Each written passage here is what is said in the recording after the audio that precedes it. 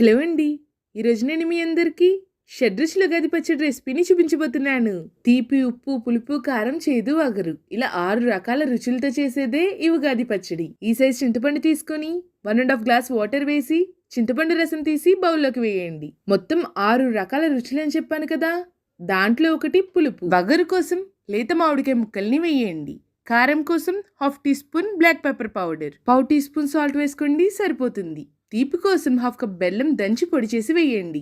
చేదు కోసం వేప పువ్వు డైరెక్ట్గా అలానే వేసేయకూడదండి. జస్ట్ వేప పువ్వు రేకులు మాత్రమే వేయాలని గుర్తుపెట్టుకోండి. మొత్తం అంతా కలిసేలాగా మిక్స్ చేయండి. అంతేనండి, 6 రకాల ఇంగ్రీడియంట్స్ వేసేసాం. కానీ దీంట్లో 2 అరటిపళ్ళు మెత్తగా చేసి వేస్తే టేస్ట్ చాలా బాగుంటుంది. నేను ఇప్పుడు అరటిపండు వేశాను కదా, కొంతమంది పుట్నాల పప్పు కూడా వేస్తారు. నేను కారం కోసం మిరియాల పొడి వేశాను కదా, కానీ ఇంకొంతమంది కారం కోసం పచ్చికారం వేస్తారు. ఉండే ప్రాంతం బట్టి చేసే విధానం డిఫరెంట్గా ఉంటుంది.